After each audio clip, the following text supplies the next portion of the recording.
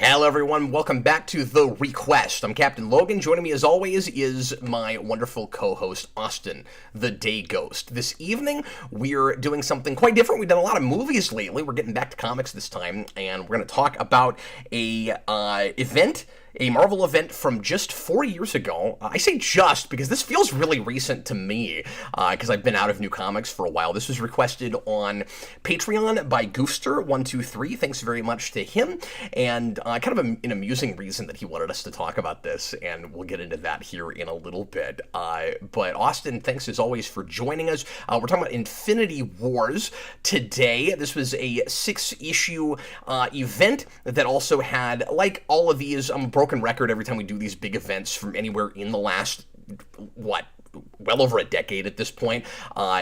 It had a bunch of tie-ins. It's up to you to decide which of them is necessary to look at to appreciate the full picture. It's about remaking the universe just long enough for us to create some new characters to try to get you sort of invested in before we destroy that and get back to the regular universe. There's a twist this time with that whole thing. This time that universe sticks around. It's like Flashpoint if we got to hang on to the Flashpoint universe, I guess. And this was, yet another attempt to milk Infinity Gauntlet for all it's worth. This comes out at around the same time as the Infinity Wars movie. It's obviously making a big deal out of that coming up. We've always got to have synergy between the Marvel movies and the Marvel comics. Or was that the very next year? Was Infinity War 2018? Was it 2018? Yeah. Yep. So Infinity War is coming out. We got Infinity Wars, and the big thing everybody knows about this book, and John Ty mentioned it before we started in the comments, is that this is where the Infinity Gems in the comics are called the Stones, because, again, synergy, we've got to start making sure that everything in the movies is represented in the comics. Anyway. And we changed the colors, too. To I don't match know if what that they are. starts before this or not. That was the first thing I noticed opening up. It was like, oh, the colors were changed to match the movies. I was fuzzy about that, too. I remembered this entirely wrong. So I read the first couple of issues of this when it came out, and I was still collecting some, and I'm an Infinity collector. Now, I've not read all the Infinity stuff, and I'm rusty, and it's been a long time, so I'm sure that there's lots of stuff from Starlin that this retcons or contradicts, or characters that are out of character and stuff to what they were in his stuff, that I would pick up on and would be even more irritated about than I am right now if I had read the original Infinity Gauntlet and then Infinity War, its follow-up, etc., etc., etc., because there's lots of Infinity stuff, but this comes back and goes, everybody remembers Infinity, and we got to keep redoing events and finding some new twist on those.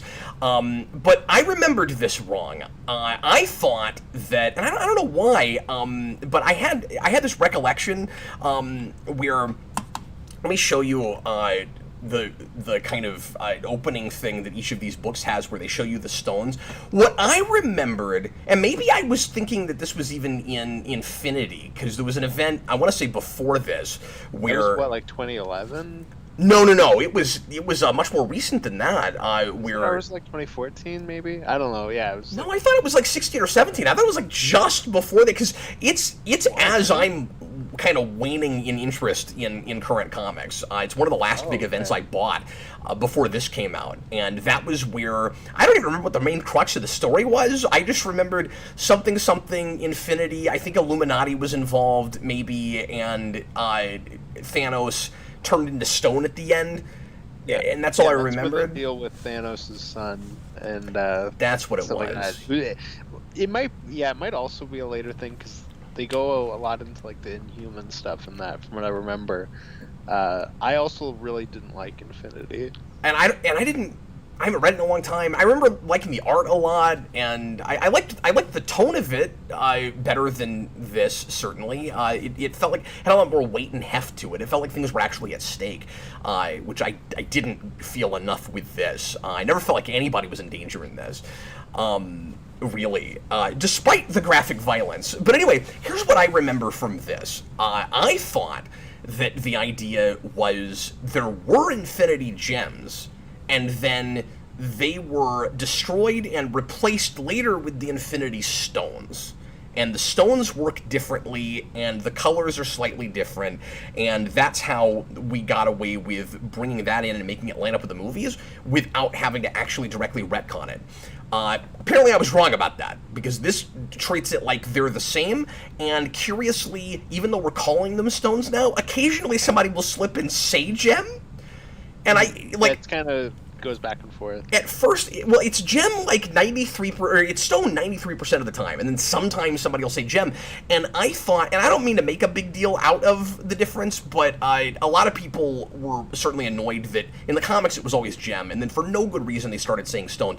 Gem, stones, like, they can be the same thing. It, like, there's no reason that it couldn't be a synonym, but the couple of times on first read, because I skimmed this again after I read it, partly because I was really confused about some plot points, and skimming it again didn't really help that much, but there are a couple of places early on where somebody will say soul gem, and I think they were only doing it with that, and that made me think maybe it was a holdover where, like, there used to be infinity gems and the soul one is a gem, but the rest of them are stones and they're new things, but that's not what's going on at all. It's already so weird, because originally they were all called soul gems, and then... Oh, yeah, that's true. It changes, yeah, because Thanos is the one that goes, you guys are all idiots. You guys all call these soul gems, but only one of them has to do with soul. They should be called infinity gems instead.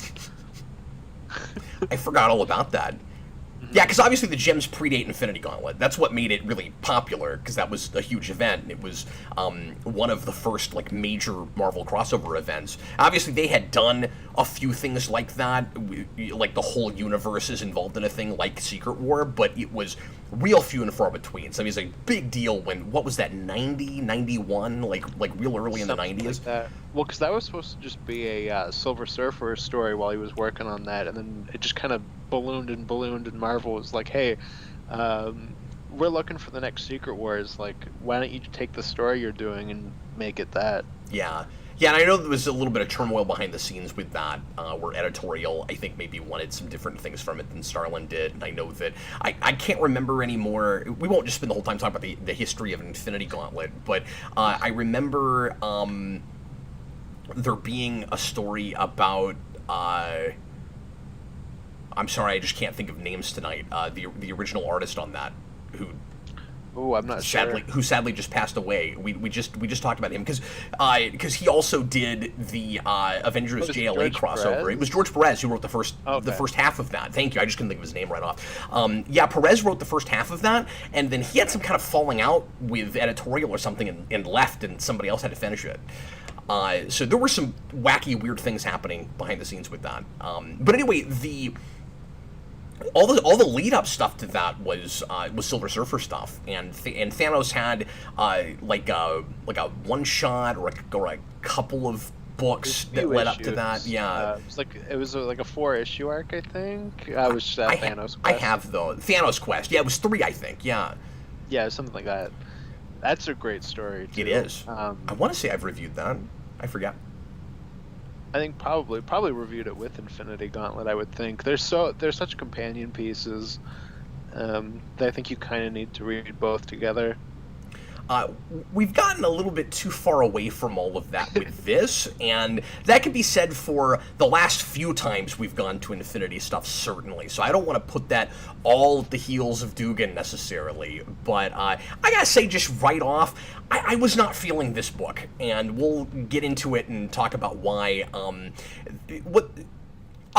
Let's start with positives if we can, because I was taken in a little bit right out the gate because I was kind of digging the art initially for the first couple of issues. I don't know if you had this, because as we were reading and messaging each other back and forth, we started sending each other like amusing, silly panels that we weren't really fans of. But I didn't have that the first couple issues. I liked this kind of style of like epic, cosmic, but there's a little bit of a grit to it. It's kind of pencily, and it kind of feels like if somebody like Andrea Sorrentino was doing like a big cosmic book. Yeah, I think my one thing early on that I was like, So, I like the art well enough, but this aspect I don't really like is the like panel lines in the middle of images, even though it's not separate panels. oh, is this whole thing Diodato? Um, Apparently it is. Possibly, yeah. There wasn't like a lot of glaring artist changes. Yeah, it probably was all the same guy. But like, I like the kind of realistic stuff with the faces, and then suddenly it feels like we're going to some really weird like references or something with some of the facial expressions. Once you get to Emma Frost, all bets are off. All of a sudden, I've turned very much against this art. No, there's absolutely some Greg Land faces going on in some places. Welcome everybody watching right now. We've got a bigger crowd than we usually do for this show. Gregory Davidson, I feel like most modern Marvel event comics are just an excuse to give the MCU something to adapt later down the road. This really feels that way, especially because we can point to precisely a thing that they seem to have done that with. Because you can't tell me that Loki's show isn't about alternate dimensions and him meeting other versions of himself, if not for this book. Yeah, well, yeah, because I've never been sure what exactly they were adapting, because I'm not like a big Asgard person, so I always just assumed there was a Loki thing somewhere that was that premise. Um, It seems to be this. mhm. Or, I or, did have or that it's thought looking for to you. this and maybe some other things. Like it's also doing a little bit of like the Agent Loki thing, but in a more kind of quirky like time travel cosmic way. And this does that stuff, and it just felt too close to it. And Mhm. it seems about right timeline wise, right? Because lately, especially with the Disney Plus shows, they're looking about 3 or 4 years ago. Mhm. Yeah, no, that is true. A lot of comic book adaptations do this, where it's like, okay, what's kind of hot, like what's big right now. Kind of let's like take a look at that and go from there. I said let's start with positives. Let's start with at least a little bit of a breakdown of what this book is about. We should do that first for anybody watching that hasn't read it or it's been a long time. As always, we treat this like a comic vault, so we will spoil things. I don't really know how to talk about a thing like this and to let Gooster know how what we thought of it without talking about at least the major beats. We don't have to get real in the weeds with details, but I do want to talk about the ending and everything. So, Austin, break this down for us. At least the 6 issues, and give us just the basic premise and where it all goes. Okay, let me try to pull this all together and try. I feel like in First Class where Kevin Bacon like holds the explosive down and they use like 18 hands, kind of trying to hold this all together. Um, okay, so there's a monster in the Soul Stone that means we need to get all the stones together. And then we have a new character called Requiem who only exists because they want to sell people on who's this new character, and it's Gamora. Like they reveal that like instantly, and she's gonna take all the stones and destroy the universe, sacrifice it to this monster in the Soul Stone, and recreate the universe in her image or whatever to her liking. And then when they all go in, when they all go into the Soul Stone, she folds the universe in half. So they basically do like a in-universe amalgam thing where all the characters are kind of combined. And that's why Goofster wanted us to talk about this, because I've Yeah, done videos on Amalgam, the DC versus Marvel from the mid 90s. yeah, exactly. Um, and then Loki has to try to fix everything, and that's the book. Yeah, that's pretty much the book. Gamora's initial motivation for going into the Soul Stone is, I assume, based on stuff before this I haven't read. A piece of her is missing, whatever that means. I don't know if that's why she's as callous as she is in this, and it's so easy for her to kind of go evil, but at the same time, she was always somewhere between a hero and an anti-hero in the first place. You know, like she is a sometimes somewhat morally ambiguous character. So like I do feel like the book throws her under the bus in casting her as a villain, as the villain, and you know, stabbing Peter Quill in the first issue, and all of that. And I mean, it's easy to be complacent when you have the powers of a god, and when you think you can get all the stones together and basically become Thanos with the Infinity Gauntlet. So you go, well, I can do anything I want to. The ends justifies the means because I can make and undo anything I want to. And there's a couple characters throughout the book that talk about that, where it's like, well, if you have the stones, like it's no big deal. Don't worry about killing, what's his name, Adam Warlock, because he always comes back. But it's still, I still found myself wondering if that was supposed to be an excuse for her being out of character. Because yeah, she is a little morally ambiguous, but I still felt like through the whole book she just wasn't herself, and I wasn't sure how intentional that was, and I had that with, you know, a couple of different characters through this, where I was like, that doesn't seem like what they would do. Yeah, so there's a mixture of characters who are, like, I think completely out of character, and characters who are changed to be their movie counterparts and aren't anything like the comic book versions that I know. And there's kind of a mixture of that, where there's several characters that I kind of go, ah, like, this doesn't read like this person. One big one is Doctor Strange. There's some dialogue choices where I'm like, Doctor Strange wouldn't say that. That's really weird. Well, and you've been reading a lot of old school Doctor Strange lately, so you would Yeah, be hypersensitive to that.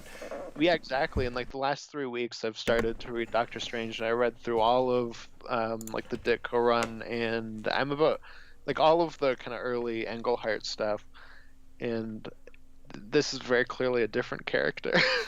And I have that with Guardians too, in that we I was worried about after the first two issues. I was like, Austin's going to have all kinds of problems with the way these characters are characterized based on the you know, old Abnett and Lanning stuff.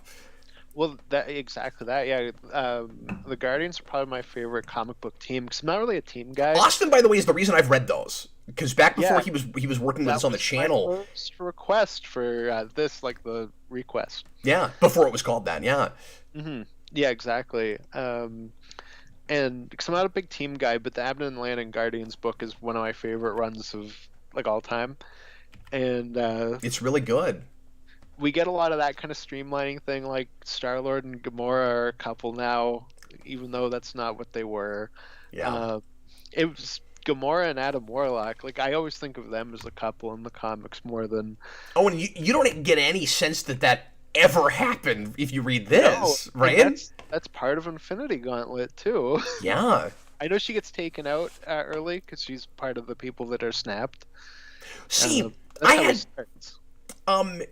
my apologies for switching gears on you when I say this, but I had this thought as soon as Gamora was positioned as the villain in this, and she got the stones way too easily. Might I add? Very quickly, she's got all the stones and remakes the universe.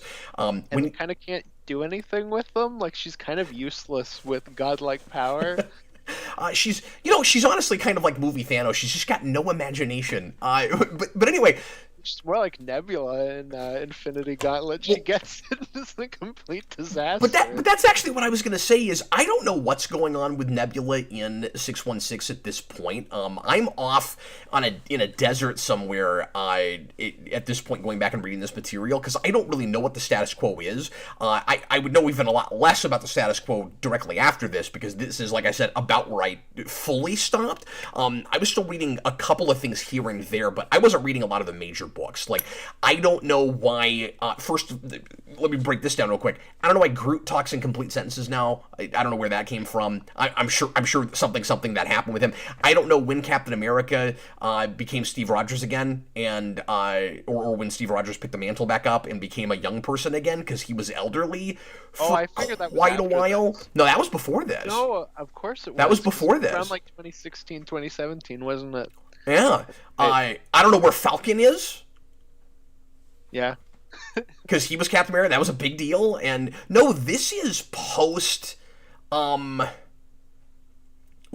is it? That infamous event that everybody disliked from Spencer, Secret Empire. Secret Empire. Yeah, where he was a Nazi. Yeah. The problem wasn't that he was a Nazi, by the way. It was just how badly that book was written. But anyway, I will always stand by that the premise was okay if you don't mind, reality bending shenanigans, but rewriting shenanigans, which I don't. But this made me more sick of it than I've maybe ever been. Everything about this just felt so been there, done that. But anyway, where was I going? What were we talking about? We were talking about the Guardians, but with that, I'll say, because like I said, they're my favorite team. It's really all Abnett and Lanning. Like I love their run, and I love the gun movies as like separate things. Like I don't need them to be the exact same. But I really like both interpretations, and everything I've seen from the comics after that is just kind of trying to do the movies, and I don't really care about that. Okay, I was right. Sorry, Carl Maxey just mentioned that young Steve Rogers came back around Secret Empire, and like I said, I thought this book was after that, so I guess that's why he was young with that, and then came back. But I didn't read when he came back, so yeah. Anyway, then with the Guardians, I think the new game kind of finds the perfect balance between both of those versions. But in the movie, in this book, it just kind of feels like, okay, we've kind of slapped the movie versions in. I mean, they're not as jokey, I guess, but it's like a lot of the same kind of relationship stuff with them. Yeah, and there's too many references to them. Emma Frost has to say, "We need the other guy" with Hulk and stuff like that. Mm-hmm. Yeah, I tried and even think about that, but yeah, you're right. Or I think I thought of it in the moment, but forgot. Yeah, that line stuck with me because I was like, really? We're doing that? All right. See, sure. That one didn't stick with me, but I think it's the panel you even have. Somebody calls Adam Warlock, like, Billy Idol or whatever. Oh, maybe David Bowie. Something like that. I was like, oh, I don't need this. Okay. So I just remember where I was going with all that a minute ago. So I was talking about not knowing status quo. I don't know what Nebula is doing and where she is at this point in 616. Right. But I had the thought as soon as Gamora was painted as the villain in this, when, like, I don't know, 16 pages into our mystery story about who is Requiem, and then, it's just Gamora, okay. Moving right along. I was like, it might have been neat if it was Nebula, because if there was some way to get her in this, because I was immediately flashing back to Infinity Gauntlet and going, remember Nebula had the gauntlet for a couple of seconds, what if you went, if we're gonna go back to Infinity yet again, and we're trying to, like tickle your nostalgia bone if you're a fan of that material, what if we made like an in continuity what if, and we were like, this time Nebula gets it and what happens? Instantly I found myself thinking of more interesting things to do with this, but yeah, because Gamora just kind of shows up and never reads in character. I have no idea what's happening with her. At the risk of sounding political when I say this, and it's difficult not to do that some because of the reputation that modern comics, and this is very much happening already at this point, at the the era that we're reading here, the kind of reputation that comics have for being too much of like a political tool or being kind of propaganda, being pandering to one side, all of that. It's really interesting that a lot of writers in comics seem to be, and this is just my opinion, reading some of this stuff. It's one of the reasons I lost interest. It's not the only reason. It's maybe not even the main reason. But as interested as a lot of writers seem, from what I'm hearing from people, because I'm not reading current right now, in trying to really push progressive ideas or prove how progressive they are or whatever, it's interesting to me how many women keep getting thrown under the bus and turned into like totally different characters just for the sake of shock and drama, and it bothers me, right? We did this with Captain America in Secret Wars, Captain Marvel in Secret Wars 2, and now we're doing it with Gamora. I don't understand that. Like, we keep turning women evil and having to, make them go on road to redemption stories, and that's a cliche to me. Like, that's a nice sexist sounding cliche to me, and it's weird that Marvel, with its progressive reputation, is doing that. I'll get off my soapbox now with that whole thing, but it bothers me, and I don't know how to not talk about it.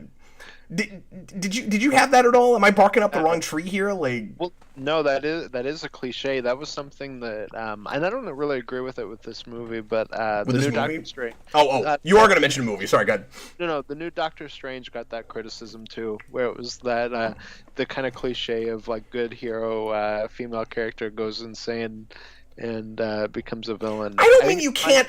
I don't mean you can't ever do it. It's just they've done it enough, and bad here. Yeah, and I don't mean to say that like things get grandfathered in and so it's fine, but like that was to some degree adapting material. Like the Wanda started as a villain, first of all. I mean, like let's mention that, and Gamora again somewhere in between.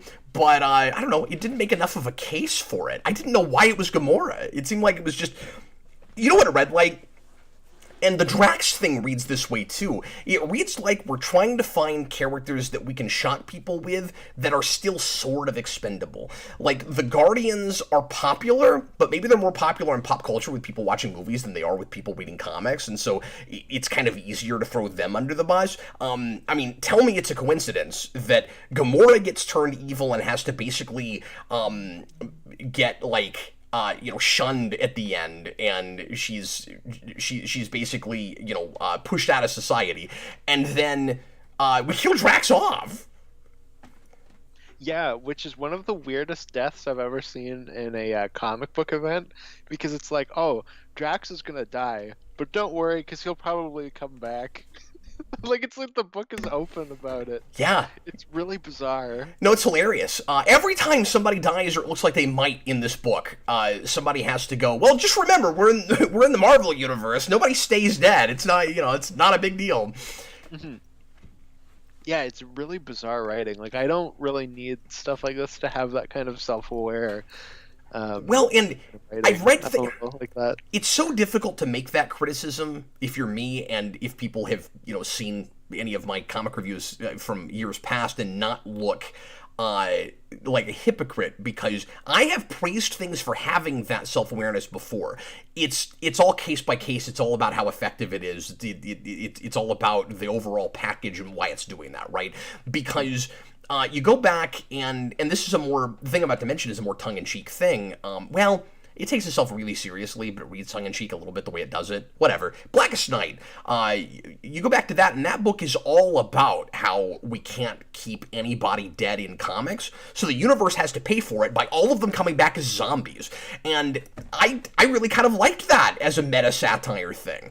Yeah, that kind of meta-narrative is fine. That's kind of like how Marvel Zombies is all about how, Marvel keeps like pushing these characters along over and over, and they become zombies of themselves. Yeah.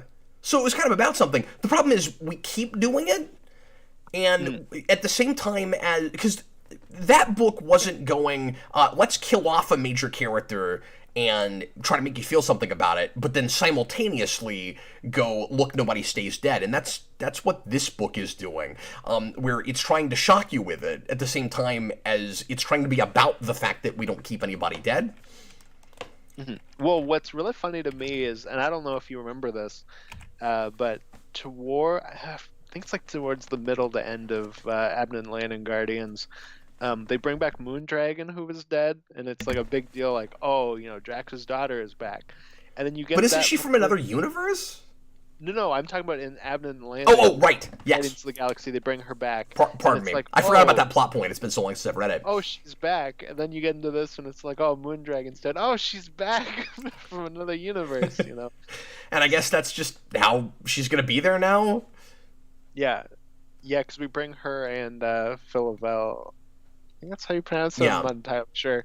But they're both characters from that run as well. Well, and don't they stay in 616 at the end of this? Yeah, yeah, exactly. But yeah, part of the reason that I'm having a hard time appreciating Gamora as the villain in this is because I don't fully get her motivations, and I don't feel like Dugan is doing a good enough job of telling me if she is too under the influence of power. There's no gravitas in this book. There's no sense of, I have all this power that I can wield now, and it's changing me. I never get that sense. It's always just, well, somebody's got the stones now, and so they're doing things. The thing she wants, she gets in the second issue, unless I'm not understanding this right. She goes into the Soulverse, because, like in the movies, you can suck souls into the Soul Stone, and she, because some piece of her there is missing, whatever that means. And again, I'm missing something from something that set that up before this, I'm sure. Maybe it all makes sense. She goes in, and she needs the stones in order to get in there and get that, and I guess she folds the universe. It seems like in the moment just to get rid of heroes that are trying to stop her, I guess, but like she gets what she wants, and then after that, it's I want to remake the universe in my own image, and I'm like, why? Like, what am I missing with that, Austin? Like, are you? Did you pick up on any motivation that I'm not getting? Because I looked at it twice, I could not figure that out. Like, No, I didn't know what she was doing like the entire book. And then she's got like a Thanos on her shoulder that constantly criticizes her. I don't know what that's is she about. going insane? She doesn't seem to be going insane. It seems like that just typical TV thing of if somebody dies and you're responsible for it, or you feel bad about it, so that we can keep using the actor, we'll have them just show up in scenes and talk to you. And it's weird here because it doesn't seem to be. I just don't feel like the book is very often communicating what the impetus for anything is. It's like, is that supposed to just be an easy manifestation of what she's feeling, or is she crazy, or like, why is that happening? Yeah, I had no idea what was happening with any of that stuff.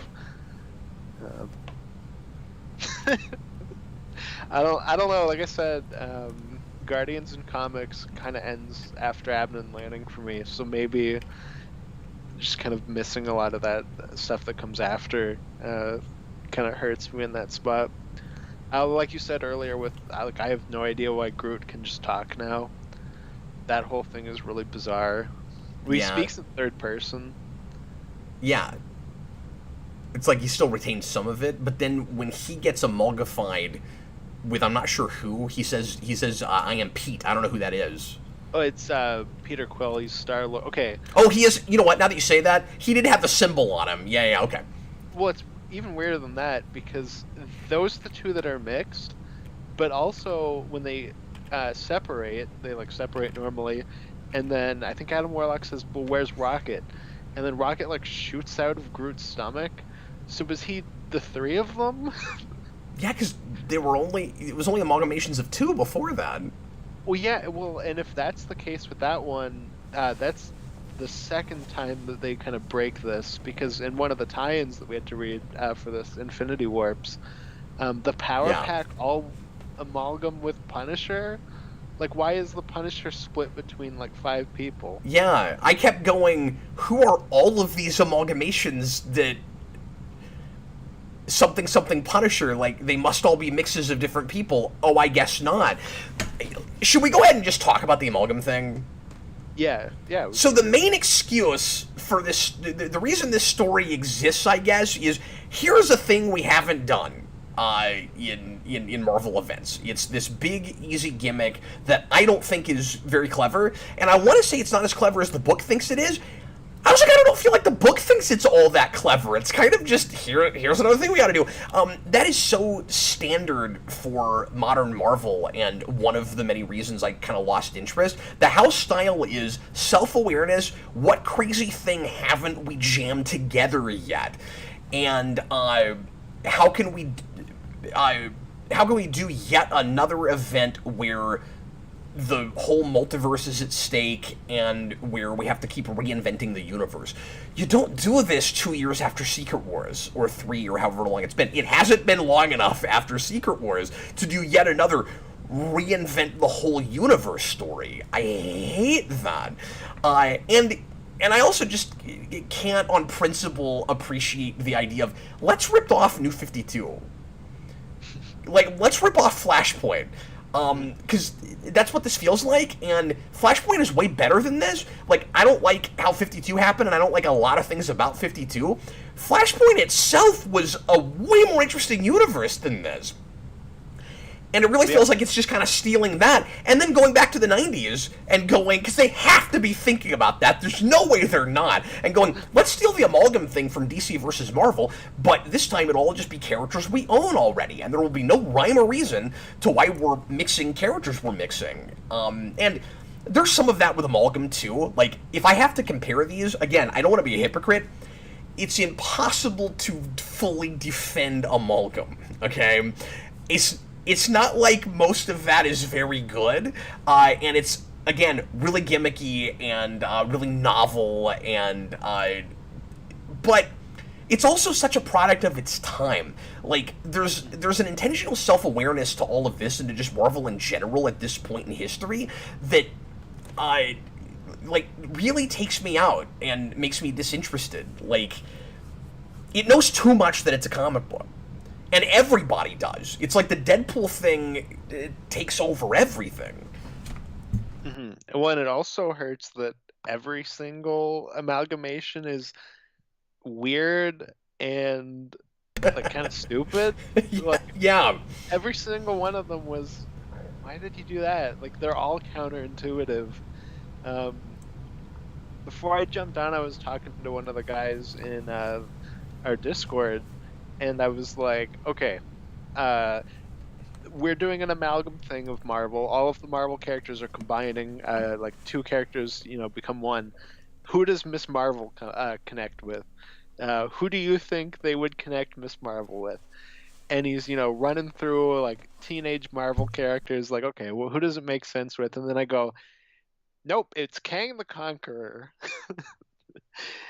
And, yeah, like, what?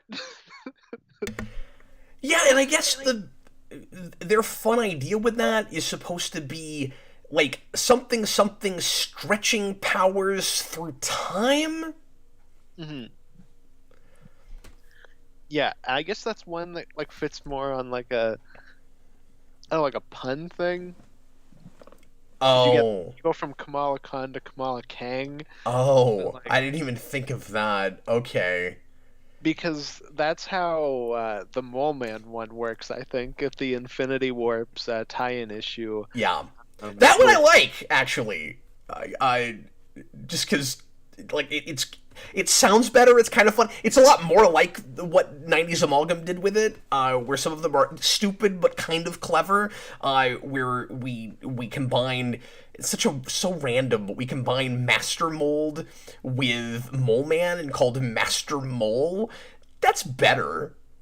It's kind of fun. That one's like, okay, somebody at Marvel thought of this pun and went, okay, I'm going to sneak this in somewhere. That's a lot cleverer, I think. I'll go ahead and go to some of that material real quick. The Ghost Rider Black Panther mix. This is one of the worst covers I've seen in a long time, by the way. It's pretty bad. It's really bad. Oh, you know what? I'm okay with Professor X as a Watcher. I'm okay with that. Doom Actus is also, I think, one of the worst. It's weak. It's real weak. This is the one we were just talking about. Here's the thing. Here's why it doesn't work for me. You have Gamora, who blends everybody together in a soup just to get rid of them for a minute, is what it seemed like. I didn't know why it had to be the whole universe. Like, at first, she goes, well, if you're chained together, then you can't bother me. I expected her to turn the page and they'd be in literal physical chains. And no, it was like the Superman 2 Phantom Zone. And yeah, it's weird because she needs them all to go into the Soul Stone so that the giant monster inside will destroy the universe, and then she can make But one is she? herself. Here's But what I'm confused about, because you mentioned that earlier, and I didn't want to interrupt you, but I didn't think that's what it was. I thought there just happened to be a monster in there, and she was okay with risking them getting eaten because she wanted to make her own universe for some reason. maybe I thought she was like Was she doing it deleting on the purpose? universe. I thought she was just kind of deleting the universe through that. But Oh, I'm so I, confused. I really don't get it. And it doesn't help that I'm not invested. yeah, well, that's a big This part of became homework real fast for me, honestly. yeah. No, same here. Very quickly, it was like, oh god, I gotta get through this. I was gonna start with good stuff. That didn't work out. Like I said, I liked some of the art. I don't have a lot out. Like some of the amalgamations were sort of fun. I can't get my mind around that idea. It seems really lame. What was fun about amalgam? Like I do feel the need to compare them, I guess, a little bit. Because again, I cannot defend amalgam like storytelling wise and stuff. It's a fun guilty pleasure for me, and I have nostalgia for it because it happened when I was a kid, and I was reading that stuff, and I bought a lot of it as it came out. It was some of the only new stuff I bought when I was a kid. It was a big deal back then that those companies would come together and work together like that.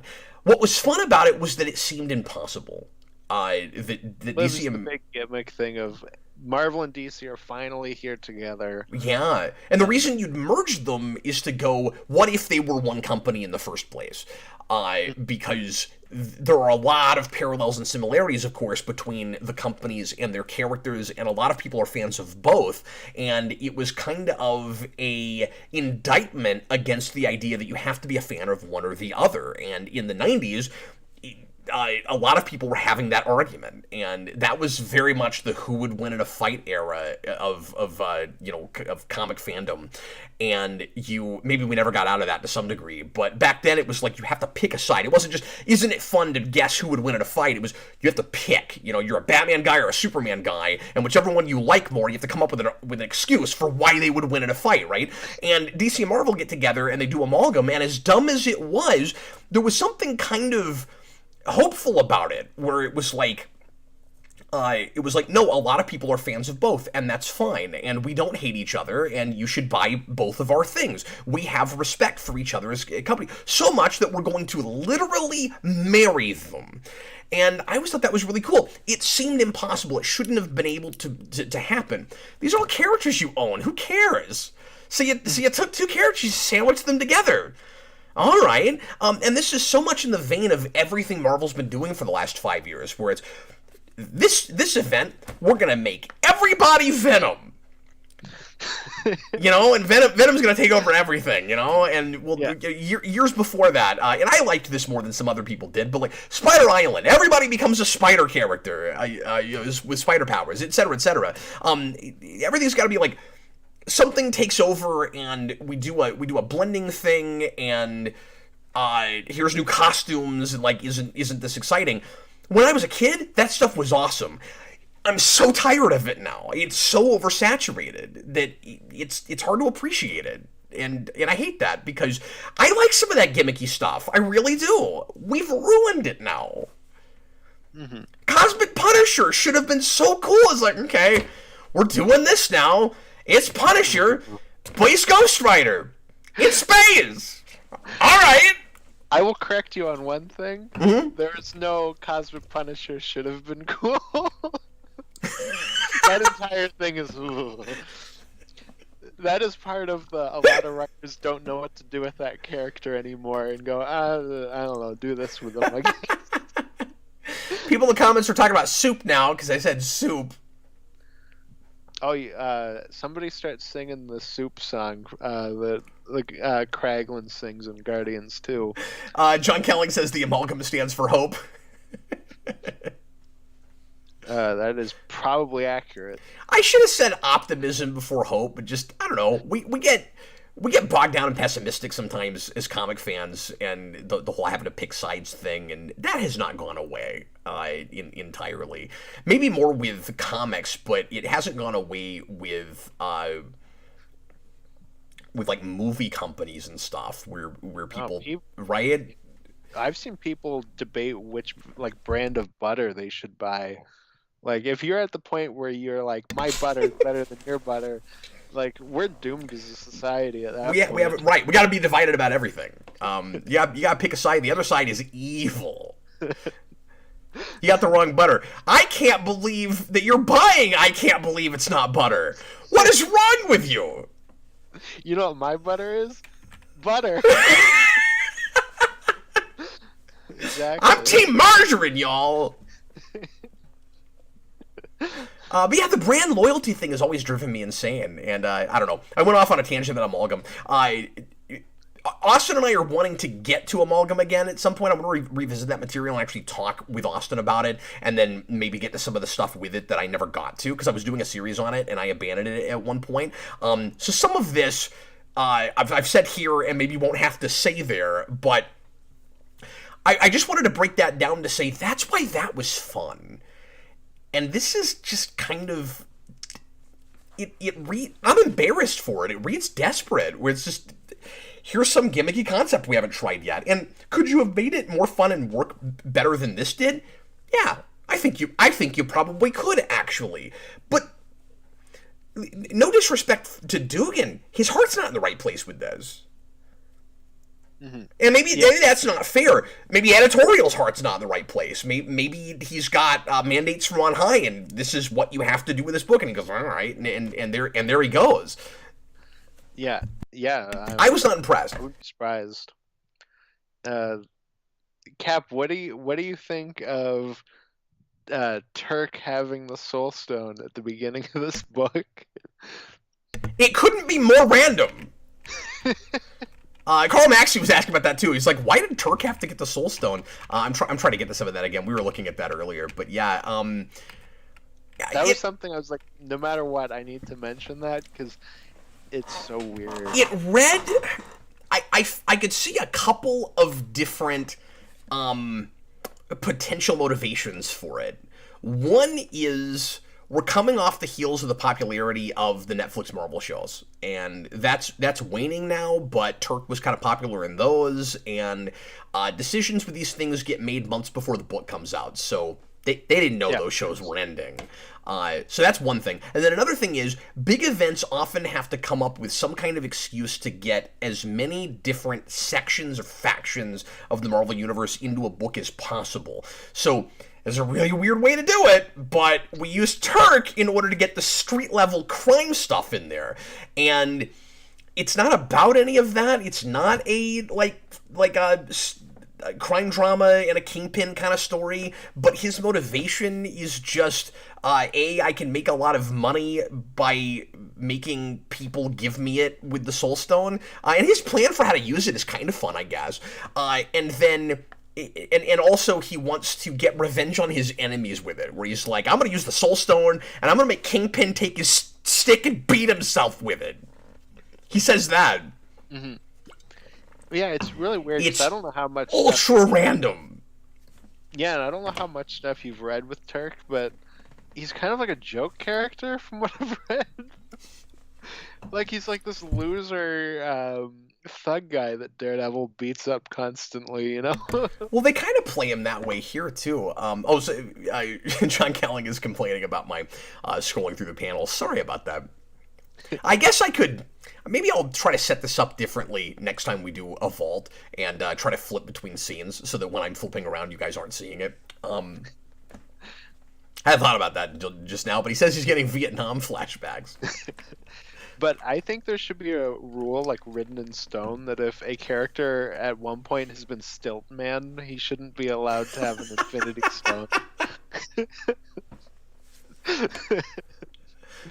That's weird. And then he brings a bunch of villains with him for no reason. Like, here's Bullseye. Here's Sandman. Why? I don't know. They're just there. I guess so that somebody can draw them. Laugh at seeing Rocket Raccoon, I guess. Yeah, the Spot is here.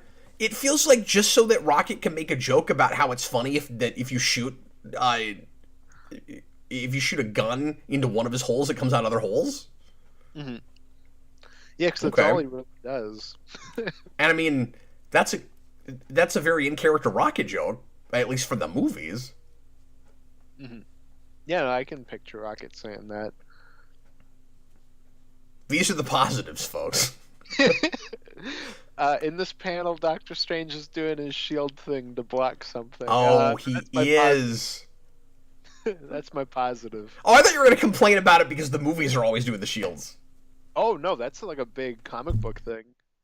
Well, I thought it was, but I wasn't sure where you were going with that point. So yeah. No, that's like every single fight. They got the shields going. Let's talk about. Oh, I'm sorry. What were you That's going to say? positive. Let's talk about a few of. See, now I'm all self-conscious about this. Look, you're just going to look at me for a second here. I'm all you can see right now, so that I can flip to a panel, and so that John doesn't get Vietnam flashbacks. Cap's every woman. It's all in him.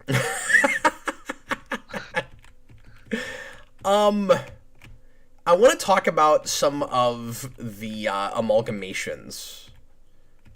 Yeah. Because so this was a point I wanted to make earlier. I felt like this is the weird Punisher stuff. I wanted to say I think it works better if they're all totally random. The problem is some of them feel like this is what you'd blend, or here's kind of a clever blend, and some of them just feel like you threw a bunch of stuff in a hat and you pulled two out.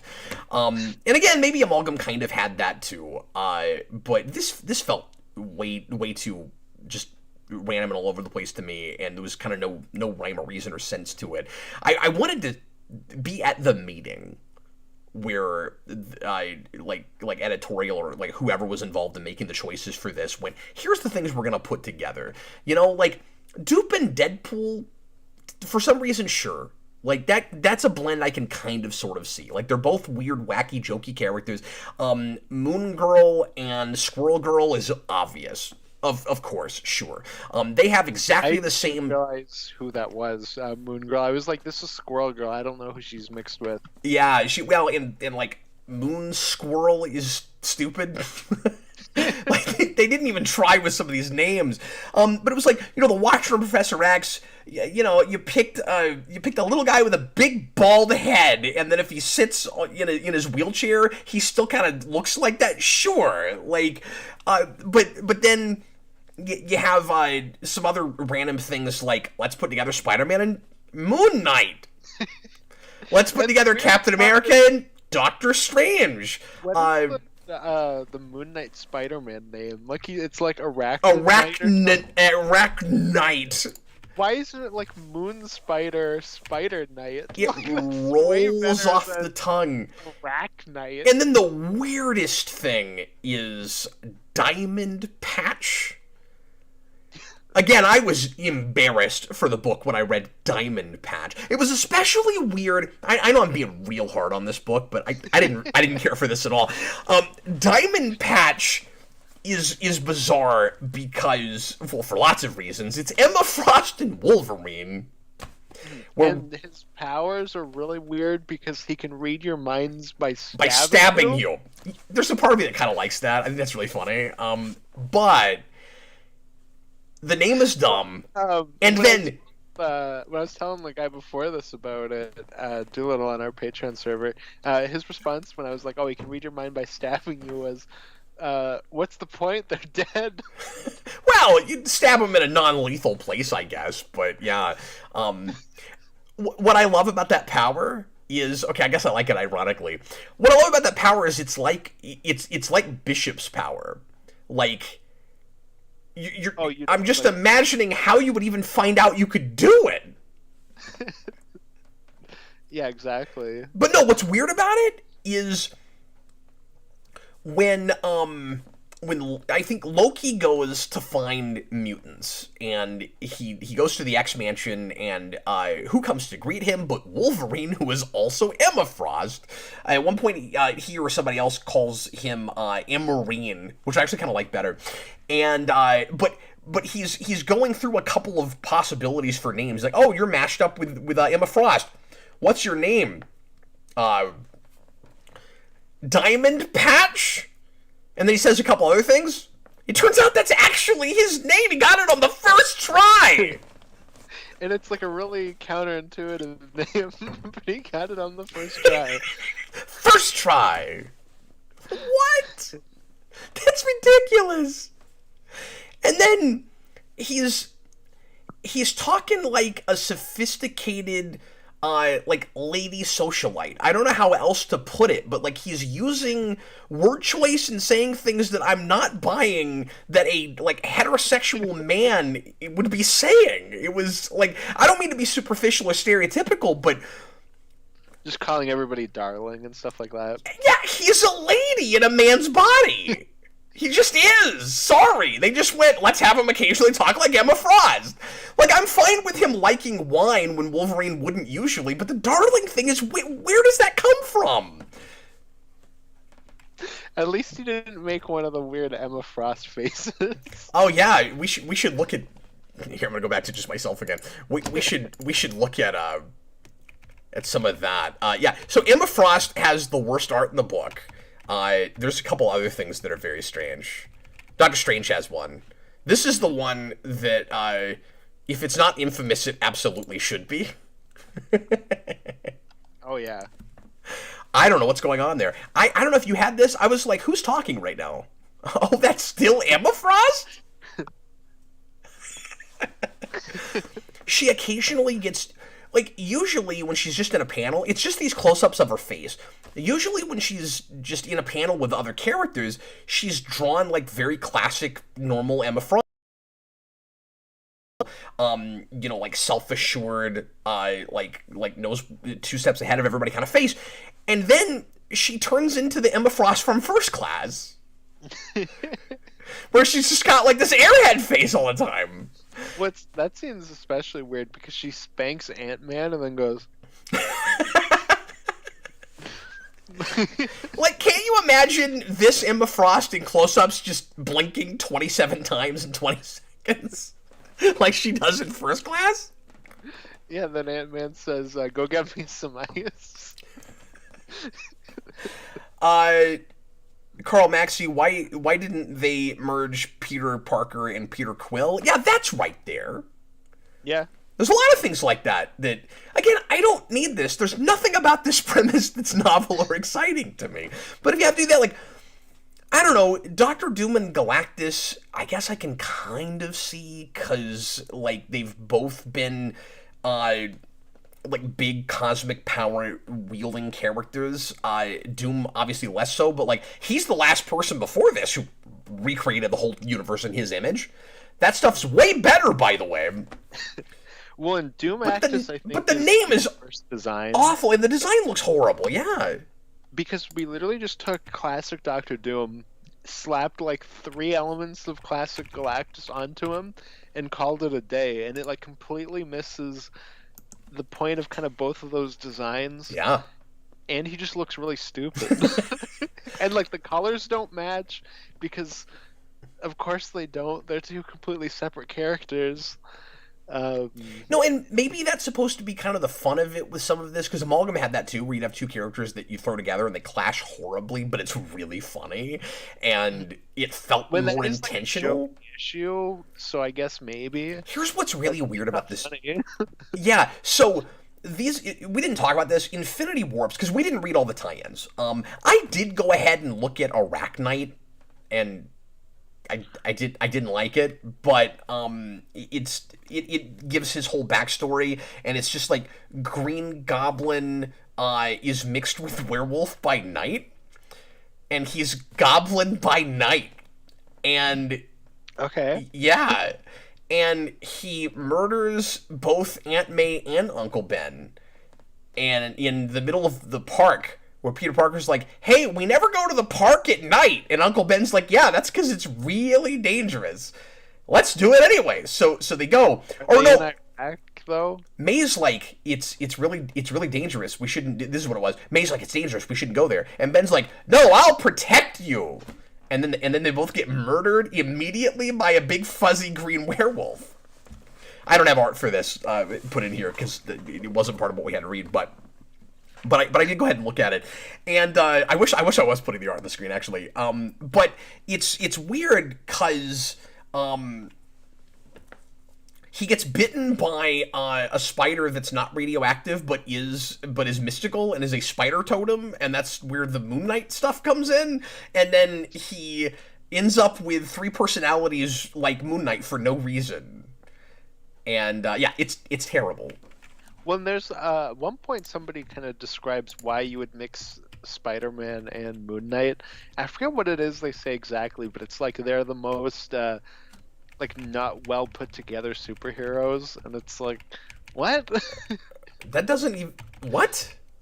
Do you remember that? There's a line. Yeah, now that you say that, oh, you mean I thought you meant costume wise. Now I know the line you're talking about. No, just like them as characters, and it's like that's what? What are you talking about? Like one of them has like a like schizophrenia. One of them has a mental condition. The other one's just kind of down on his luck. Yeah, the other one has bad luck. Like, yeah, Peter Parker makes mistakes all the time that, like, create supervillains and stuff, and he's had depressed patches, and he's had patches where he kind of, goes off half-cocked and stuff, but he's not a crazy person, and there's also way more mentally beaten down and messed up characters. I would say Daredevil before Spider-Man, and even he's not one of the main, like, say Punisher before him. I could list 50. Well, no, Punisher is so broken that he's split into 5 Bunch people. of children? Which is, I think, way more screwed up than they meant it to be.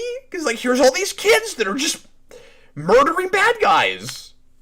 No, it is really weird. It's weird. But what I was going to say about Secret Warps is the way this is all organized, or what did I say? Secret Warps. Secret Warps. That's coming. They're going to do that. Secret Warp Zone. That's a Mario Secret thing. Warp Zone. So we've already been at this for an hour. Infinity Warps is, pardon me, the way this is all put together is organized a little bit weird. Where we have several tie-ins that are either one-shots or most of them like 2 issues, where the Spider-Man Moon Knight thing gets 2 issues, and the Captain America Doctor Strange thing gets 2 issues. What did they call them? Soldier Supreme? Soldier Supreme. Soldier Supreme. And I'm like, so was he like the Sorcerer Supreme, but because he's a soldier, he just decided to change it and call himself Soldier Supreme? Well, like, and it's like okay. The person who made the Super Soldier Serum was like into the occult, so the serum had like occult things in it. Oh. Yeah, and I didn't read that one because I know they explain that in the book, but I'm just saying that was one that I thought about looking at, and I just didn't get around to it. Yeah, I didn't read any of the ones outside of what we did, but I did just kind of look into it, and I'm really thankful, Goofster, you didn't make us read the one with Man Thing Fang Thoom. I just swallowed my own tongue over that. And he's like a giant swamp dragon. I mean, it would have been better to have, like, Man-Thing the Duck or something. We are, because Howard the Duck starts in Man-Thing. That would have been awesome. Yeah. We're not even trying. Man-Thing gets, like, the biggest short straw with all these amalgam things. You get, was it... Bat-Thing! Bat-Thing? I like that one. I think that's funny. Man-Thing, which is way worse. So they don't do anything like as many one-shots with this as they did Amalgam, because this was a whole different thing. I do have to say, real quick as an aside, in Universe, I'm very confused about what's actually going on, because it reads a little bit like all of this is sort of in a pocket all its own, and you can keep telling stories outside of it, but then it also seems like... That's what I thought at first, and then it was like, no, she's literally folding the universe in half. We didn't even talk about why, like, how that calls back to Infinity Gauntlet, but I don't like it. This idea that when because we don't even talk about Thanos' motivation for that or anything in comics, but it's like Thanos got rid of half of the population of the universe, and she's going to do the same thing, but instead of murdering souls, she's going to do it by blending them together, and now it's effectively the same thing, where the universe is half the size. Why is she doing that? Because his reason was cosmic imbalance. like Death says there are more people dead or alive right now than have ever been killed, and that is a cosmic imbalance. So we have to fix that. And Thanos is trying to impress her, and that's why he does that. Why does Gamora need to do that beyond? It's a way to get rid of some characters that she doesn't want to deal with, and it's the thing Thanos did at Infinity Gauntlet. Yeah, which is like one thing if it just happened and it was like, oh, like if you kind of realize it. They just sort of talk about it that way a little bit, where it's like she can't decide if it was on purpose or not, I guess. But again, it's just so kind of hacky. Well, like it feels like, okay, she does this, and then you can kind of easily put it together, like, oh, she like halved the universe again, but in a different way. But they explain it like 18 times. Where, like, every character will be like, oh, she combined everybody, so she like halved the universe like Thanos did. And it's like, oh yeah, okay, I get it. Like, I get it. That's one of the problems. Well, and it seemed like they're trying to impress new readers that they're not going to get for this just because they watched the big movie event. And I've talked about this over and over again, but that's just not how this works. And I've never understood the necessity for synergy and all of that. I can see a little bit of it in those of us that were reading comics, that you're buying comics new. We might get more excited to read about certain characters because we're all going to the movies and we go, there's a I'm trying to think of a good example. Like there's a Guardians movie out, and like especially when nobody knew what Guardians was, right, in popular culture. But like there's a Guardians movie out. We probably should have a Guardians book because it's more popular now. People probably want to read it. It doesn't mean you have to change the status quo to match the movie, but like having this is where I draw the line. Having the characters and teams that are big in movies right now, like represented in your catalog right now. That makes perfect business sense to me. I have no problem with that. You're selling to me. I might buy because of that reason. Yeah, like with Guardians, for example, one of the things I love about Abnett and Lanning Guardians is that team's constantly shifting, and there's like 30 members throughout that run. And that movie comes out, and it's just the movie team. And then it's like, okay... but it's also not a popular comic, so it's like, okay, slap Iron Man in it. Okay, now slap Venom into it. Okay, now slap Cosmic Punisher Ghost Rider into it. Where are we going to put Angela now that Marvel got the rights to her? I guess we'll make her a Guardian, yeah. And it's like, I've lost Adam Warlock as a member of this team, but I have to have all this gimmicky stuff into it? Like, and also, he sucks in this. He sucks in this. Adam Warlock's awesome, both in that run and like the classic Infinity stuff. He's terrible. I don't like him in this at all. Yeah.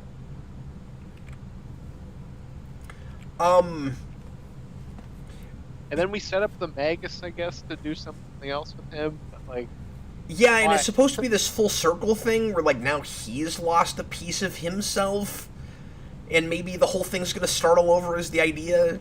And I don't know what they did after this, but I'm having a hard time remake caring. The original Infinity War where the Magus is the villain, I guess. Oh.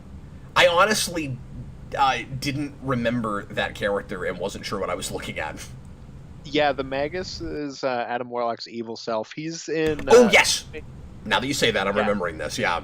He's in Abnett and Lanning, too, but he's the main villain of Infinity War, because that's kind of the cool...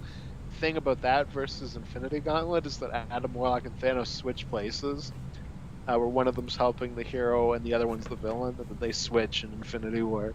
Philip says, Cap, you're thinking like a reasonable human being. Thank you. Marvel is run by corporate husks that seem like people but ain't. I could not feel more vindicated for getting out and not spending money on big two new comics after reading this. And I know there's got to be some good stuff that's slipping through the cracks here and there. It's probably not the big events. Yeah, of course. And you could make the argument that it never has been, but some of them I've liked. And we sometimes do cool stuff, like even... I like AVX a lot. Yeah, I like that book too. I mean, there's several. the original Secret Wars is a toy commercial, but there's some really cool character stuff that's mixed into it. Like, it's not all But throwaway. when I said that, I guess I said never. What I meant was in the last, like, decade or 15 No, years. I know. I'm just talking about events in general. Like, Yeah. uh, because they've always been gimmicky. Like, Well, that's but kind what of. I mean is, but I was talking about why I got out. When I was Okay, reading yeah. current, I was reviewing events, and sometimes I was liking things that I know people that have been around a lot longer than me were rolling their eyes out, and it felt they were rolling their eyes and felt like they were reading this. There is a perspective thing to this, and I want to be, perfectly self-aware and transparent about that. That, like, if I came in on this having not read comics in a long time, I don't know if it would bother me as much as it did.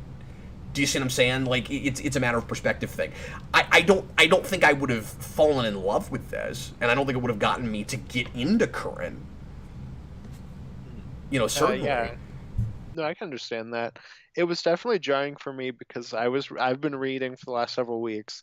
Like I said earlier, like 60s, 70s Doctor Strange, and 70s Man Thing, and then I jumped into this, and it was like, oh yeah, like I forgot, like at a certain point, comics stop actually being about things. Well, yeah, and I was gonna say that too. Like AVX and events like that. I just mentioned that because I brought that up a minute ago. Um, there is a gimmick at the center of that. What if the Avengers and the X-Men got into a big fight about something?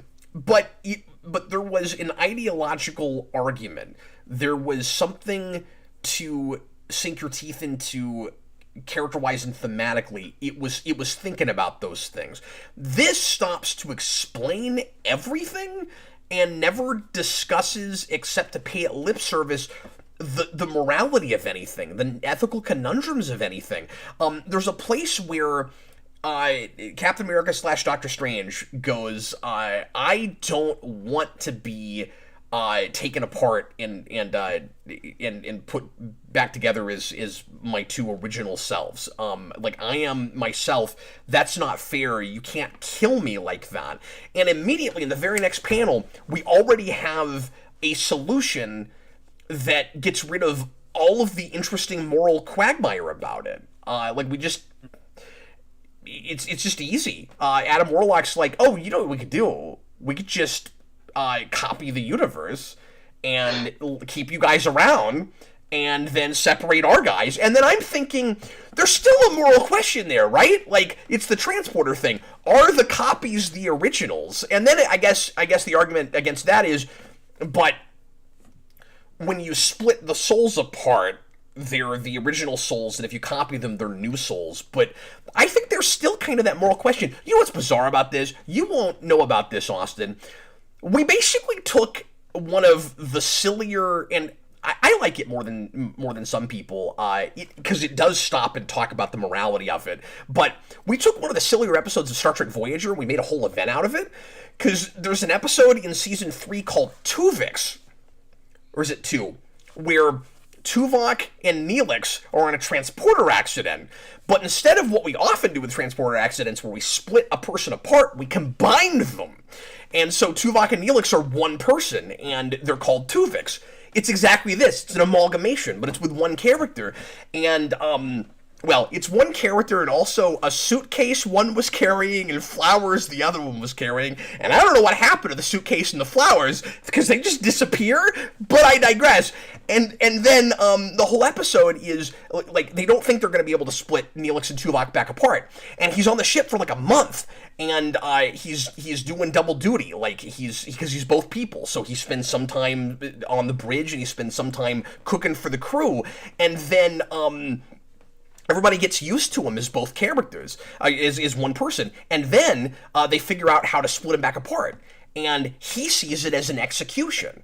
He says, Janeway, you can't do this to me. I'm a whole person, and you will kill who I am if you save your crewmates. And she says, but what about the other two?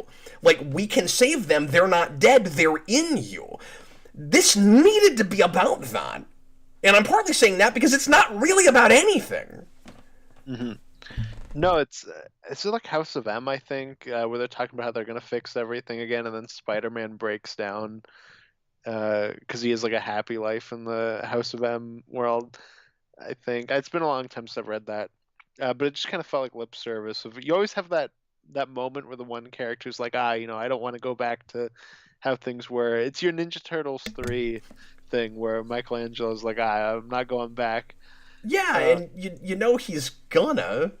yeah, except in this, and the terminology is really bad. Like they talk about it like they're copying and pasting the universe. It's gonna copy and paste it over here, and then copy and paste it over there. That last issue is terrible, because there's this page where we just fix everything real quick with a whole bunch of exposition. Adam Warlock's like, I'm doing this now. I'm copying the universe, and the next page is all black, and he just goes, "Okay, it's done. Oh no! We're Now good." we're gonna fight over who gets the stones anymore. I don't know. It's okay. I gave all the stones souls, so they're sentient creatures now, and they're gonna fly away. Yeah, they're basically like Green Okay. Lantern rings Mhm. at this point. And then he's like, "I'm gonna keep the soul one," and then the soul stone just flies away. And then Yeah. I can't remember who it is, but whoever standing next to him is like, "Haha, you got broken up with." And I'm like, "This is Thanks, not for Star-Lord. me at Yeah. all." Like, Yeah, and it tries to be poignant where he's like, originally the soul stone gave me a soul, so maybe it was because now I can give it a soul. yeah, like if the thing has a theme, because I don't feel like there's even really a story being told. It's so plotty and it's so just, and then this happens and then this happens. But there's a repeated line that comes up a couple times, and whenever I see that, I pinpoint it and I go, I bet we're doing this because this is supposed to be the thematic crux of the whole piece. If this book has a theme, it is the idea that keeps being bandied about that I. There's this line. I think Emma Frost says it, and one or two other people say it. That the most like interesting things are created unexpectedly, Mhm. and like I didn't get anything out of that, but we keep saying it like it's important.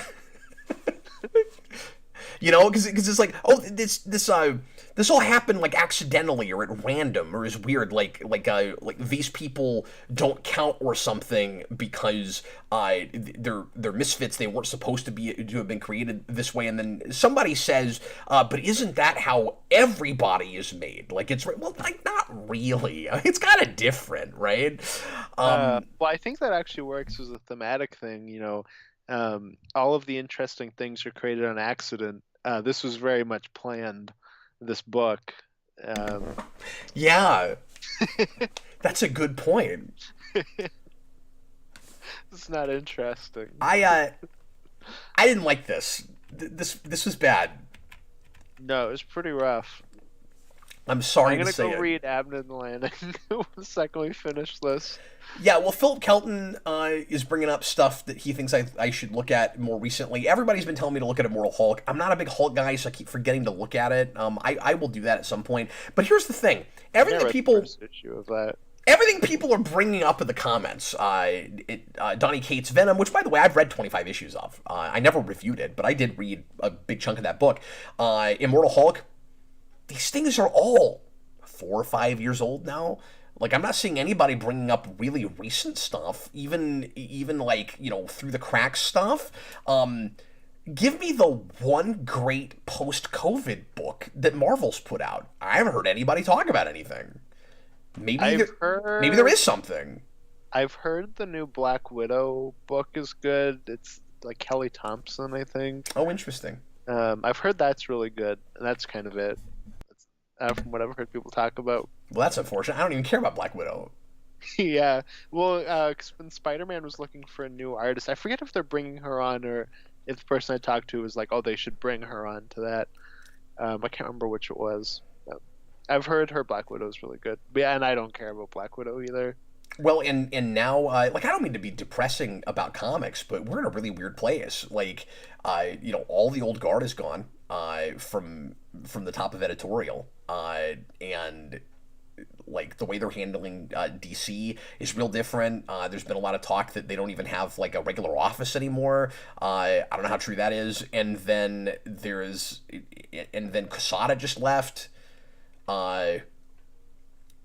Marvel, so like I don't know what any of this is going to look like, moving forward. But Marvel seems to have their strategy lately. And again, I haven't been reading, but just with what little I know, and if they're sticking with anything they were doing a few years ago, seems to be, or at least was last time I looked real close, was let's be really self-aware and real jokey and like try to make things feel epic and important and like stuff matters while simultaneously making fun of absolutely everything, page for page. That seems to be like the house style. So like taking yourself, the MCU, yeah, not taking yourself but to the extreme. Like no, absolutely and again, different books will kind of, because I've heard good things about recent Daredevil and stuff. I guess I didn't think about that. But yeah. Different books will get away from that. But like by and large, that seems to be kind of the house style, right?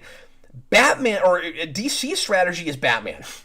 90% Batman books. That's all we make now. And again, these kinds of events. Do you realize that it's not called this? They're doing a Flashpoint 2. Do you know this? Jeff Johns came back to write something called Beyond Flashpoint.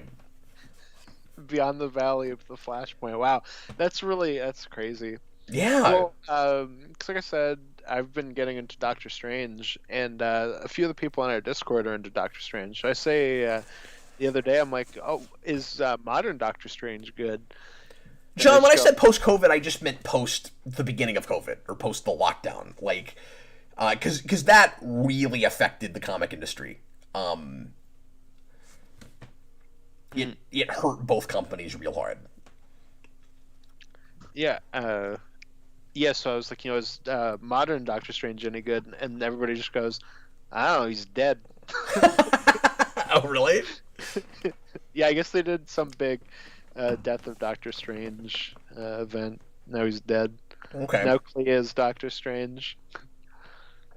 Well, that's the other thing, too, is they seem to be not focusing on characters that are what I come to Marvel for. And not that I can't be won over by some things, but, like, I've always got to have a hook. Like, there's never been a period of time where there weren't characters I love in DC that I can just jump on and go, yeah, this is still that character with, more or less the same status quo. And I don't mean that I need things stuck in a rut forever, but just you want something to latch onto if it's been a while since you've been reading books, if you agree with that. And with this event, Captain America and Iron Man are here, and they get like 6 lines of dialogue apiece. Mm-hmm. Well, then Doctor Strange is here, and he's like completely out of character. So yeah. Well, and that reads. I mean, we should wrap things up, but we didn't really talk about a lot of examples of the movies encroaching on this. Doctor Strange is a major force in this book because he matters to Infinity War and Endgame. Like, that's why he's at all at the front of this. Yeah, absolutely. I mean, that's why your kind of big main characters are Doctor Strange and the Guardians. One other thing about it, it also reads like we have to get rid of Gamora, but some other way. Because Infinity War kills her. Yeah. And this has her... They already have... leaving at the end. And it has to be about being inside the Soul Stone. Mm-hmm. Well, that of course goes all the way back, but... No, I know, but it's Gamora with that because she does that in the movie, right? Yeah, that is true. It's like kind of like weird with the movie, but I get that like is possibly a thing that they were looking at with that. Maybe not. I mean, it doesn't all track. It's not like Red Skull shows up for no reason. Like he could have been here. Who could we have blended him with? Red Cross Skull, like Red Skull and Crossbones. No, see, Cap, you're trying to think about this. You need to just throw a dart. Okay, I'll throw a dart.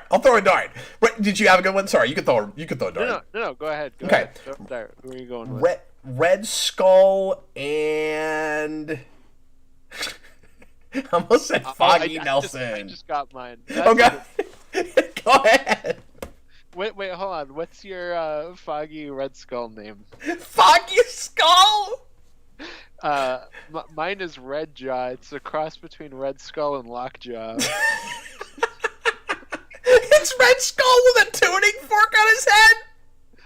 Well, it's Red Skull's head on a dog. A dog with a tuning fork! Yeah. That's brilliant. No, I love that. So I said earlier that there's too many examples of things actually making sense to combine for all the really super random ones. We didn't talk about the dumb Fantastic Four thing in Infinity Warps. And I also didn't. Two, and they get combined into two. Yeah, and like that's okay. That seems logical. But Thing's name is horrible. What is it again? It's like Blazing Rocks or something. It was Hot Rocks. Hot Rocks. That's right. Hot Rocks. That's really unfortunate. Two different versions of its clobbering time. I'm fine with Mr. Invisible. Well, okay. That's not bad. Why is Reed a mixture of Reed and Sue, but looks like Johnny when the Thing is a mix of Johnny true. and Beth? I don't know. None of this actually works. Well, and then when they're talking about stuff like they mixed the Skrulls with the Hellfire Club. What? So I have, like I said, this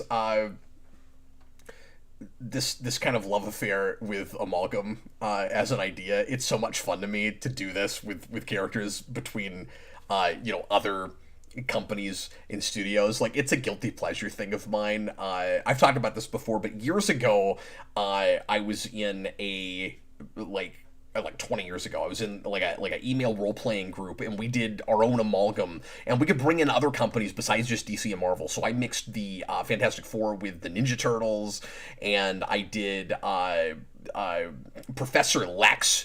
I had Professor Xavier and Lex Luthor, and it was Lex, but he's got telepathy and stuff like that. And I don't know, that stuff's a lot of fun to think about and come up with. It doesn't feel like these guys are having any fun with it. That's what was so frustrating about it to me. I guess with that, you just reminded me, there's Weapon Hex.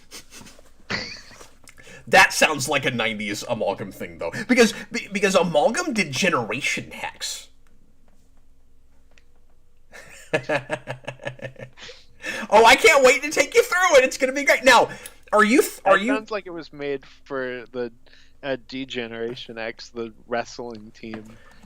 John Kelling says Lex-Men. Well, yeah, and that's what I did with it, too. It was Professor Lex and the Lex-Men. It was right there. I couldn't believe Amalgam didn't do it. So, after reading this, are you kind of second-guessing reading Amalgam? Because you're going to have to deal with more of this nonsense. Like, no, so the thing that I have in my brain, and I'm sure I will be, it'll be wrong, but it's that is just kind of like stupid 90s comics, because 90s is like the 90s is a terrible decade for comic books, but it's like you just kind of gimmicky thing of these two companies coming together and they merge, and it's just kind of like ridiculous in how kind of dumb it is. But it's the 90s, so it thinks it's super cool. Like, it's at the time it was. It's my disconnect if you're a kid. Talking to people who really like Shadow the Hedgehog, where they're like, "Oh, Shadow the Hedgehog's so awesome," and I'm like, "Shadow the Hedgehog's ridiculous. Like, he's a joke character." I assume it'll be more like that. That's all I have to say about this. We've talked about this somehow for an hour and a half. That's nuts. Austin, are you good? Is there anything else you want to bring up about this? Cap, what are your two favorite Marvel characters? Oh, just off the top of your head, don't try to think of how they combine. Just who are your top? Well, now that you said that, it's hard not to think about that part of it. But you just who are your two? I know that. Okay, it's gonna be Daredevil and Venom. Oh God, how am I supposed to combine these names? Which is dumb because I'm sure we've done a Venom Daredevil crossover before, but you said I couldn't think It's about just that. Venom Devil, I guess. I don't know. That's Yeah. lame. That sucks. Dare Venom. He's VD. Okay, what? Well, that's unfortunate. What are you? Oh, that is unfortunate. What are yours? Mine would be, I guess, Man-Thing and Doctor Strange. Strange thing. Yeah, that's he's certainly Strange man. Doctor Man. Doctor Thing. Excuse me, madam. I'm Doctor Man. When somebody called Miss Kang, I thought that at first they were just being polite. I didn't know like that was her superhero name. Like Miss Marvel became Miss Kang, and I forget who it was, but somebody just goes Miss Kang, and I'm like, oh, he's just being polite.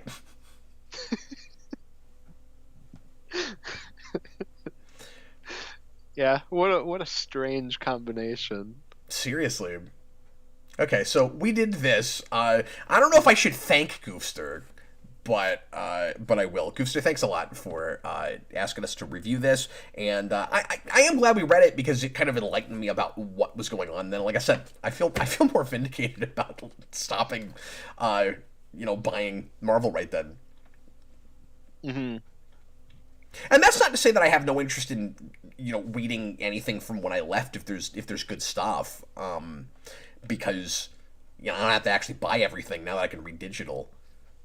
I wouldn't have kept collecting things that I just didn't care about after I read it one time, but I can read them without having to buy the individual issues. So yeah, Marvel, just hire me to make the Man-Thing miniseries. Just ongoing. I'll do a Claremont length run on that. It'll be awesome. Carl says, I thought that was Mr. Sinister Kang combo. There was a character, and I can't remember who it was, that looked like maybe they had a Mr. Sinister body, but I wasn't sure, and I can't remember who it was. I'm not sure offhand. I don't remember thinking that. Yeah. Anyway, okay, so next week I'm out of town. I am probably going to do a couple of live shows while I'm gone, but we're going to take a break from the ReQuest next week, because I'm not going to have a lot of time while I'm on vacation to watch stuff, and it's hard to bring a person in remotely while I'm out of town. So, Austin, you get a week break. We're gonna do when we come back. When we come back, we're gonna do a movie that was requested by Brightburn, whatever his 1985, and that movie is Charade. Charade. That's the next movie. So we're going decades back to classic movies again. Cap, you should have done charades to get me to guess that was the name. Man, how do you do the word charade with charades? I don't know. That's word. Not for me to decide. Yeah. One word. That's on you. And I'm looking at like a little tiny circle. I have to try to guess it from that. Oh yeah, because you're still looking at the. Still looking at the comic art. The comic art, yeah. Well, once again, everybody, thanks a lot for watching. I hope you had a good time with this. It's been a while since we've broken down a big event like this, and even though I didn't care for this, I kind of miss doing these shows, so it was not a waste of time. It was a lot of fun doing this. This book was a waste of time, but... Sorry, didn't care for this one at all. Anyway, thanks a lot once again for watching, everybody. I will be with you again tomorrow night for an unprecedented second comic review in a row, because Jason and I are going to do more Power Rangers tomorrow night. We're doing our third show on the Boom Power Rangers comics and doing volumes 4 and 5 of Mighty Morphin Power Rangers. I used to be able to just say Mighty Morphin, but now that's a book by itself without Power Rangers, so I have to be more specific. Mighty Morphin Power Rangers, volumes 4 and 5 for tomorrow night. I gotta go read those, because I've been reading this, so I haven't done it yet. And then Friday night, Austin and I are doing a show on something. And Austin, I gotta see if anything has won the poll yet. Austin and I started... I wasn't sure exactly when you were going to call it off, but it is winning by 1 at this point. If something is winning by 1, I'm going to call it off. I'm going to go ahead and call it now, I think, because we're going to need time. If it's something we have to prepare for, it may not be. It's the thing I expected it to be, so... Okay. It won by exactly 1. It was a very close race. You can watch that again or not. I guess it's up to you. But yeah, real quick plug for Patreon. We've added the Friday selection board. So we have the Rewind selection board at the $10 tier. We have now the Friday selection board at the $5 tier, and you can help us on a mostly weekly basis. Sometimes we'll have to pick things on our own, but usually Austin and I have this giant list of stuff that we want to do together. Most of them are commentaries. Some of them are comic reviews. Lots of other random things, and we have that list is growing and growing. It's 35 or 40 strong at this point. We just have so many things we'd like to do together. I'm sure Austin will call this quits and decide he doesn't want to have to make videos anymore before we finally get to all of them. But we're gonna do as many as we can before he gets burnt out and a broken soul and says, "I don't want to do this anymore." But I was actually going to tell you after this video that this was my last video, so. Austin and I each are choosing 2 things for each poll, and it looks like we're doing a Jurassic Park commentary on Friday. Now, I have a Jurassic Park commentary on the channel. We'll do this as more of a fun blind watch party kind of thing. I mean, we both know the movie, so it won't be blind in that way, but just in that we're probably not preparing for this. And I've seen Jurassic Park recently. I just took my son Freddie through all the movies in preparation for the new one coming out, because he really wanted to see them all, and he loved Jurassic House. He likes boring movies. I've learned with him. Does he really love Lost World? Yeah, that's what I was gonna say. Jurassic House I don't even think is boring, but Lost World he really liked. But I think he liked all of them to some degree. That's good. Yeah, that's definitely a series where it's like up here and then immediately, and we never got back up. Yeah, unfortunately. Well, and we had a review that we announced a couple weeks ago that we haven't gotten to yet, Austin. Well, I wasn't sure if that was just going to be one of the Tuesday shows. I was gonna say I want to just do that on a Tuesday, if that's cool. But we're gonna finally get back to Star Wars Legacy, which I've done one review on, and we'll go back to the first volume because Austin's never read it. But we're gonna try to do those a couple at a time, I think. Is the plan right now. John says Captain Logan merged with Austin is the day cap. That's pretty good. Oh my god, that's like something you wear when you go for a day nap. On that note, thanks a lot for watching, everybody, and we'll see you again. I'll see you tomorrow. Austin and I will see you Friday. We're going to watch Jurassic Park. It's going to be fun. And in the meantime, thanks so much for tuning in. Bye, folks.